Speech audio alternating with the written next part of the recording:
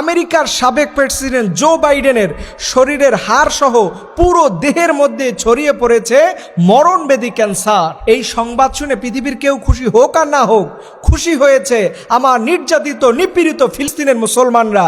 কারণ এই জালিমের হাতের এক ইশারায় কত মুসলমানের জীবন যে শহীদ হয়েছে এক আল্লাহ ছাড়া পৃথিবীর কেউ জানে না। মনে রাখবেন, আল্লাহ জালিমদেরকে কখনো ছেড়ে দেন না। সে আমেরিকার প্রেসিডেন্ট হোক আর নরেন্দ্র মোদী হোক, সবাইকেই ধরবে ইনশাআল্লাহ। তবে এই ক্যান্সারের রোগ থেকে বাঁচার জন্য নবীজির একটা হাদিসের দোয়ার আমল আছে।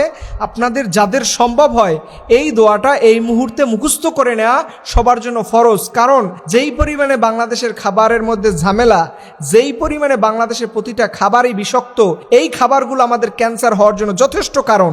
সবাইকে অনুরোধ করবে এই দোয়াটা মুখস্থ করে নেবেন।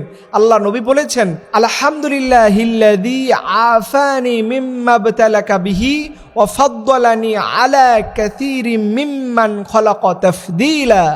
এই দোয়াটা মুখস্থ করে নিয়েন। যে কোনো সময় আপনি যখন কোনো ক্যান্সার রোগীকে দেখবেন, তার গায়ে এটা পরে ফু দিবেন।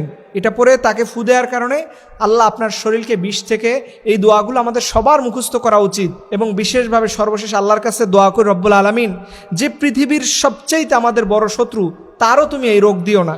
আজকে বাইডেনের হয়েছে বলতে খারাপ লাগে, কিন্তু তাদের চোখ দিয়ে যদি আপনি পৃথিবীটা দেখেন, তারা পৃথিবীর মুসলমানদেরকে কোনো মানুষই মনে করে না, কোনো পশুর সাথেও মুসলমানের জীবনকে তারা গুরুত্ব দেয় না। আজকে আমরা কেন এদের রোগ হলে খুশি হব? কিন্তু মনের জ্বালা যে পৃথিবীর কেউ তো তার প্রতিশোধ নিতে পারে নাই, আল্লাহ তার প্রতিশোধ নিয়েছে।